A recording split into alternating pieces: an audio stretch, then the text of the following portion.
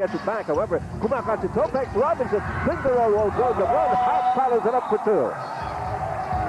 And it's a because si Denver Lopez ay hindi pa nakakalaro sa series na ito. In fact, he will not be able to play until the end of the conference. He's gone for 6 weeks because of a...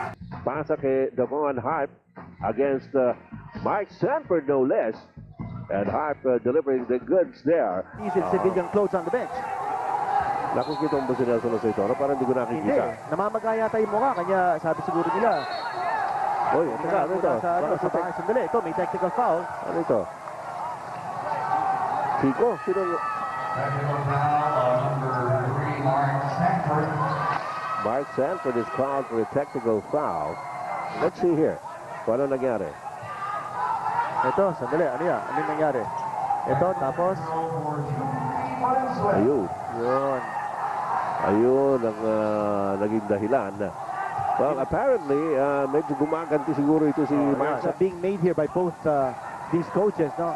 Now, Sanford sat down a little bit because nabigyan siya ng... Jeffrey Cariaso.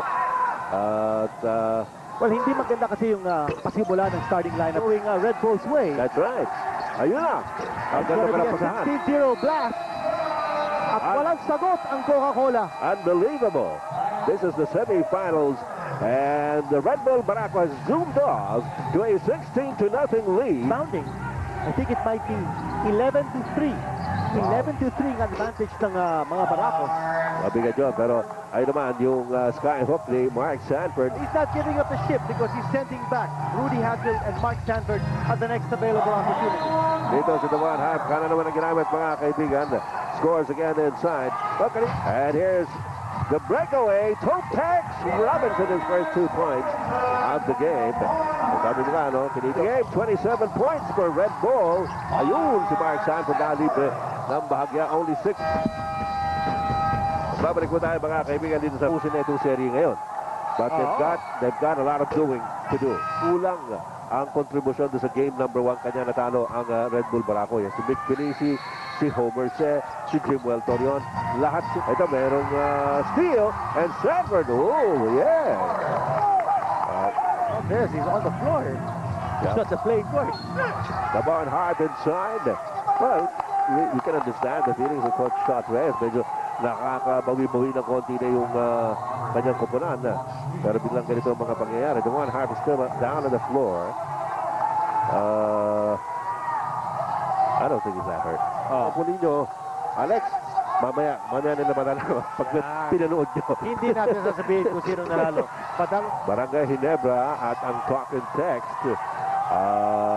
Game 2. Mapapanood po ninyo mamaya pagkatapos ito. Nanood na lang. Ito si Victor Thomas goes straight towards the basket. Right there. Your key players for the bigger game on Sunday, which is the do or die for both teams. Para naman hindi punong-puno ng frustration and despair. Turnover by Red Bull Barako. Mark Sanford against Mick Pinisi. Nice layup there for Mark Sanford. Score anything. Now he has 9 points. Was a bulwark on defense and rebounding. For Coach Yeng Diab because by the time Sunday rolls, partner, baka makalaro na ito si Rico Villanueva. He will need that extra couple of days rest to get ready for that big game. Players are sitting on the bench. And it doesn't look like they'll be playing again. Araneta Coliseum po gagawin dyan.